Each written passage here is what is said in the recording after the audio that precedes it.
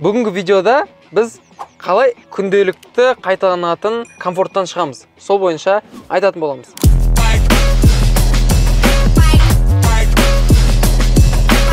Ең бірінші зона комфорттан айтпас бұрын, ол не екенін біз түсінуіміз керек та. Зона комфорта деген көп адамдар біледі, кейбір адамдар білмейді. Ол адамның белгілі бір күнделікті қайталанатын ешқандай өзгерісі жоқ рутинаға кіріп кетуін айтады. Және де зона комфортаға көп адамдар ойлайды, тек қана бай адамдар ғана кіреді деп. Жоқ. Мысалы, сен жылы төсекте, күшті машина, бай өмір сүрсең, сен зона комфортадасың, и сондай комфорт маған жеткілікті деп айтады да көбісі. Бірақ ол олай емес. Зона комфортаға кедей адамдар да, ақшасы жоқ адамдар да кіріп кетеді. Ол қалай? Сенің табысың, мысалға, айлық табысың 300 000 теңге, ал сенің айлық расходың, мысалы, 250 000 теңге. И сен 100% біліп тұрасың да, что сен қандай жағдай болмасын, сен ақша таба алатыныңды, сол өзіңді қамтамасыз ететіндей.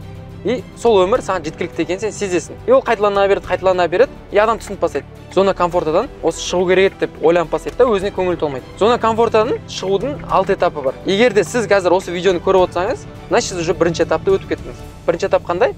Ол сіз зона комфортаға кіріп кеткеніңізді мойындау, яғни осознавать ету. Мысалы, көп адамдар өз зона комфортада жүргенін білмейді да.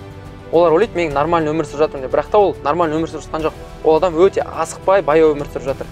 Сол үшін де сіз егерде қазір зона комфортаға кіріп кеткеніңізді бірден түсінсеңіз, сіз бірінші этапта тұрсыз қазір. Екінші этап, зона комфортадан түсіндіңіз, дальше не істейсіз? Сіз аласыз да бірден мақсат қоясыз. Мысалы, көп адамдардың әрекет жасамауының кесірі ол нақты, четкий мақсаттар жоқ та, әрекетке деген. Мысалы, айтады, бай болу керек дейді. Бай болу керек деген ол түсініксіз мақсат қой, ол жалпы мақсат та. Любой адам бай болғысы келеді, кімге ақша керек емес. Кез келген адам өзінің доходын өсіргісі келеді.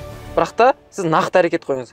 Қандай іс-әрекет жасау арқылы сіз өзіңіздің доходыңызды өсіресіз, өзіңіздің мысалы салмағыңызды азайтасыз, өзіңіздің ең әдемі формаңызға келесіз. Соны сіз нақты әрекет күйінде жазуыңыз керек.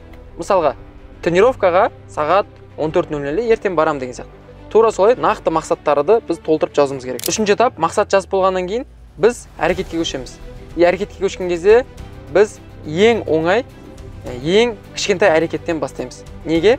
Себебі сіз мысалы айына 400 000 теңге тауып жүрсеңіз, және де бірден 10 миллион теңге табам десеңіз, сіздің миыңыз сенбейді.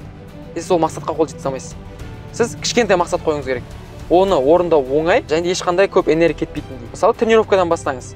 Тренировкаға барасыз, ол жақта 100 килограммды бірден көтермей, хотя 20 килограмм, 30 килограммды көтеріп бастап, солай күнде салмағын қоса бересіз. Яғни әр әрекетіңізді кішкентайдан бастайсыз, и соңында өзіңізге вознаграждение бересіз, яғни сыйлық бересіз.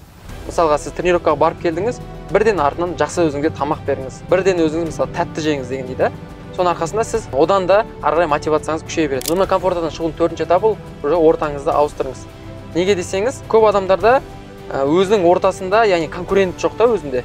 Мысалы, қарайды жан-жағына. Барлығы обычный адамдар, доходтары өзінікімен бірдей, ұмтылыстары өзінікімен бірдей, ешқандай да жүрегінде энтузиазм оянып тұрған жоқ, барлығы бірдей. Сіз не істейсіз? Сіз өзіңізде мықты адамдармен араласып бастайсыз. Сіз өзіңізде мықты адамдармен араласып бастаған кезде бірден түсінесіз да, что сіздің тауып жатқан ақшаңыз, қазіргі өміріңіз ол өте нашар. Яғни сен өте нашар өмір сүру деңгейінде жүрсің да. И соны түсінген кезде бірден осознание келеді қайтадан. И әрекет жасау күшейіп бастайды. Сол үшін де 4-ші кезекте біз өзіміздің ортамызды 100% ауыстыруымыз керек. 5-ші біз жасайтын дүние ол осы уақытқа дейін жасамаған әрекетті жасау. Мысалы, көп адамдар бір киімді, футболканы мысалы алып жүрді, 10 000 теңгеге футболка алады. Бірақ та ол күнде каждый раз киім алған сайын 10 000 теңге алып жүреді. Сіз бір рет болсын 10 000 емес, 50-60 000 теңгеге футболка алып көріңіз. Яғни сіздің бюджетіңіз мүмкін ол көп бөлігін алу мүмкін да. Бірақ сана футболканы алған кезде миыңыз басқаша жұмыс жасап бастайды. Менде сондай случай болған. Бір ретте мен арзан футболка кие берем. И бір сәтте Tommy деген, ол үшін менде люкс болған. Яғни Tommy Hilfiger деген компания, ол люкс емес, ол орта сегменттегі киім, яғни ол үлкен бренд емес. Бірақ та ол мен үшін үлкен бренд болатын. Сөйтем да мен өзіме 60 000 теңге футболка аламын. Сол 60 000 теңге футболканы киіп жүрген кезде андай болды, іште өзімді дискомфортно сезініп бастадым. Йо-май, мен сонда осындай қымбат киімді футболканы өз үстіме киіп жүрмін деп, ана футболканы әдемілеп іліп қойып, оған басқаша қарап. И мен деп не істедім? Тур осындай киімдердің бәрі 60-70 000 теңгелік толу үшін мен қанша ақша табуым керек? Мен көп әрекет жасауым керек. Мен көп тәуекел жасауым керек. Вот сондай ойлар келіп бастайды да. Сол үшін осы уақытқа дейін құртпаған ақшаңызды болса құртып көріңіз.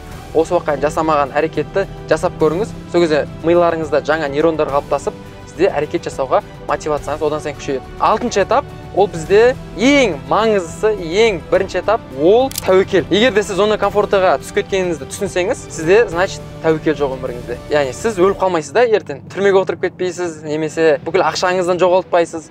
Сізде ештеңе өміріңіз өзгермейді егер әрекет жасамасаңыз. Бұны стимул деп атайды да, яғни мысалы сіздің артыңыздан аю жүгірсе, сіз аюдан қатты жүгіріп кетесіз. Сіздің артыңызда үлкен проблема тұрса, сіз 24/7 миыңыз қалай жұмыс жасағанын, әрекетіңіз қалай көп болып кеткенін сіз байқамай қаласыз. Сол үшін де тәуекелді көбейтеміз өмірімізде. Бизнестағы маркетинг бюджетін де көбейтеміз, команда санын да көбейтеміз, жаңа бизнестер болса, жаңа бизнестарға кіреміз. Осы 6 этапты өтіп шықсаңыздар, 100% комфорттан сіздер шыға аласыз. Менің ойымша, зона комфортаға кіріп кету ол нормальны. Кез келген адамның өмірінде болады, тіпті менің де өмірімде, қаншама кәсіпкерлердің өмірінде, яғни рутинаның қайталануы.